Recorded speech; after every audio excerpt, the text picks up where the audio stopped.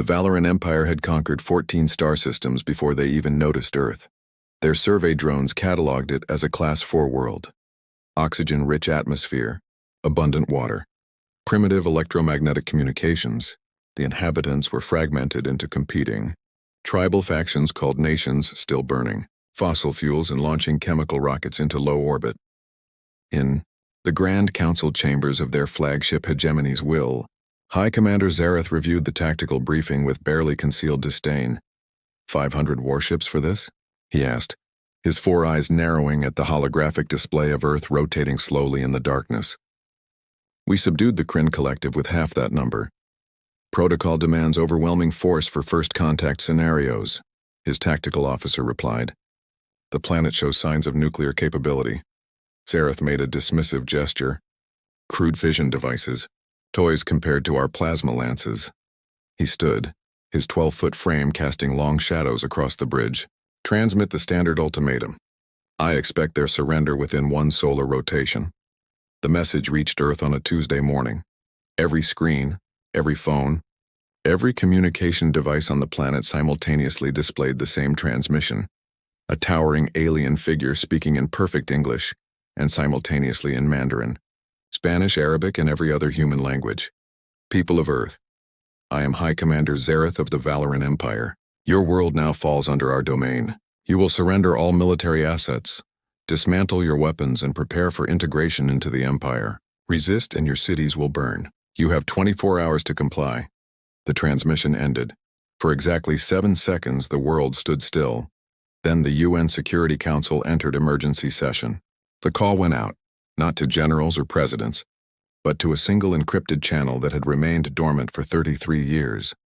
In a bunker 3 miles beneath the Swiss Alps, lights flickered to life. Project Damocles was awake. Dr. Sarah Chen hadn't slept in 18 hours when she arrived at the command center.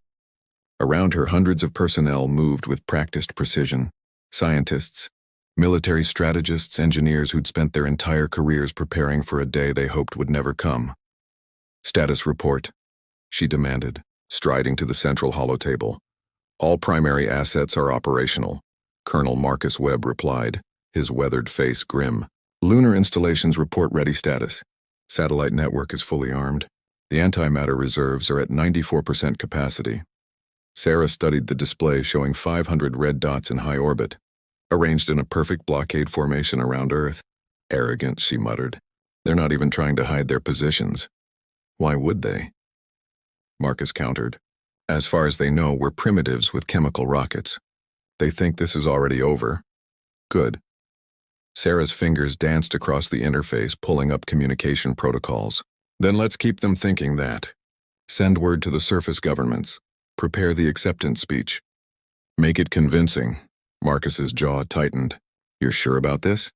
We get one shot, Colonel. One moment of surprise before they realize what we are. She met his eyes. Humanity didn't spend 3 decades building this network to surrender. We built it to send a message. 12 hours later, the UN Secretary General appeared on every broadcast channel, his face carefully composed in defeat. High Commander Zareth, he began, his voice heavy with resignation. After careful deliberation, the nations of Earth have agreed to your terms. We request 48 hours to coordinate the transfer of authority and prepare our populations for integration. We ask only for mercy and time. In orbit, Zareth watched the transmission with satisfaction.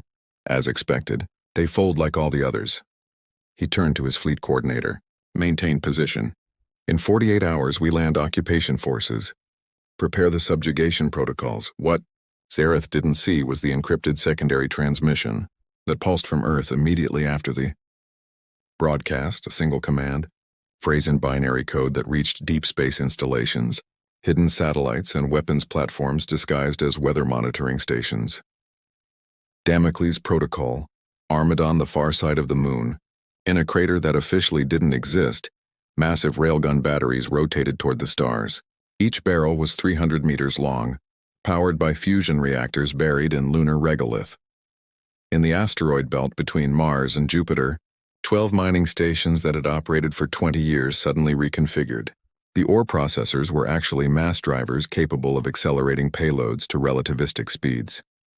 In geosynchronous orbit, 17 communication satellites split open like flowers, revealing antimatter-catalyzed nuclear warheads, each one carrying more destructive power than every bomb humanity had detonated in its entire history.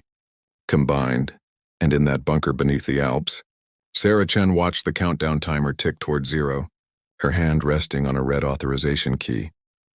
47 hours and 59 minutes until we tell them who we really are, she whispered. Marcus stood beside her, his expression carved from stone. They wanted overwhelming force. Let's show them what that actually means. Above Earth, the Valoran fleet maintained their perfect blockade formation, weapons powered down, shields at minimal strength. After all, what threat could primitives pose? High Commander Zareth reviewed reports from his science teams cataloging Earth's resources, already planning the tribute shipments back to the Empire. He had no idea he was standing in the barrel of the largest gun humanity had ever built. And in 48 hours, that gun was going to fire. End of Part 1. The Valorans expect submission. They'll get something else entirely. Part 2.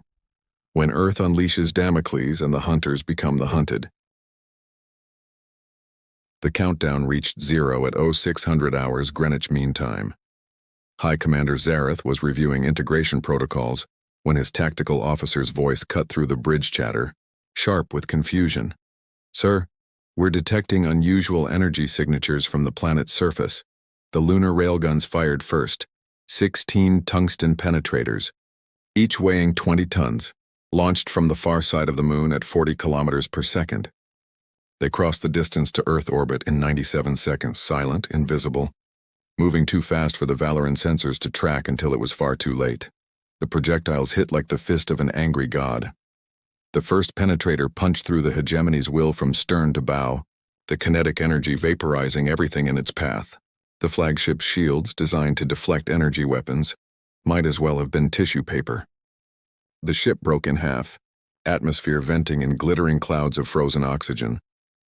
Zareth had exactly 1.3 seconds to process what was happening before his command deck explosively decompressed. Across the blockade formation, 15 more Valoran warships simply ceased to exist, replaced by expanding debris fields and the silent screams of dying crews. Execute Damocles, Sarah Chen's voice rang through the command center. All platforms weapons free. Show them what humanity built. The geosynchronous satellites fired next. 17 antimatter warheads detached from their disguised housings and ignited their propulsion systems. Each warhead contained exactly 3 grams of antimatter suspended in magnetic containment, enough to release an explosion equivalent to 64 megatons. They didn't need to hit their targets directly. They just needed to get close. The warheads detonated in a carefully coordinated pattern, creating a sphere of annihilation that engulfed the densest cluster of Valoran ships. Matter met antimatter, and Einstein's equation played out in lethal perfection.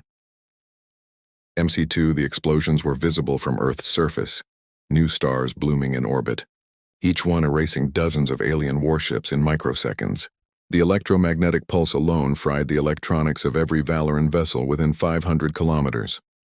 Confirming 83 hostile vessels destroyed, Webb reported, his voice steady, despite the magnitude of what they were witnessing. The remaining fleet is breaking formation. They're trying to scatter. Don't let them. Sarah's fingers flew across her console. Activate the belt stations. I want firing solutions on every ship attempting to flee. In the asteroid belt, the disguised mass drivers came online. For 20 years, humanity had been mining asteroids, publicly searching for rare metals and resources. What they'd actually been doing was positioning weapons platforms in the one place no one would look, the empty space between planets, where debris was common and detection nearly impossible. The mass drivers began hurling projectiles toward pre-calculated intercept points. These weren't sophisticated missiles, just chunks of nickel iron accelerated to percentages of light speed. They didn't need guidance systems. At those velocities, even a near miss would destroy a target. On the bridge of the Eternal Conquest, Sub-Commander Dren watched his fleet die with mounting horror. Evasive maneuvers, he shouted. All ships, emergency FTL jump. We can't, sir. His navigator's voice cracked. Something's disrupting our jump drives, some kind of gravitational interference. The tidal generators activated on cue. Hidden among Earth's ocean monitoring satellites were 12 gravitational field generators, humanity's most experimental and dangerous technology. They created localized space-time distortions, effectively jamming faster than light travel within their operating radius. The Valorans were trapped. They planned this, Dren whispered, his four eyes wide with the emotion the Valoran Empire hadn't experienced in 3 centuries. Fear. This wasn't a primitive world. This was a trap. They wanted us to come. Another wave of kinetic penetrators tore through his fleet. The Eternal Conquest shuddered as a near-miss sent debris hammering against the hull. How is this possible? His weapons officer stammered. Our intelligence said they were decades away from interstellar capability. They lied. Dren's voice was hollow. Everything we saw, everything they showed us, it was a deception. These aren't primitives. These are the communication system crackled to life, and a human voice filled every Valoran bridge simultaneously. Attention, Valoran fleet. Dr. Sarah Chen's words were precise, cold, utterly without mercy. You came to our world expecting an easy conquest. You saw our divisions and assumed weakness. You saw our chemical rockets and assumed incompetence. You made a fatal error. You confused patience with primitiveness. Another cluster of ships exploded on the tactical display. For 3 decades, we prepared for you.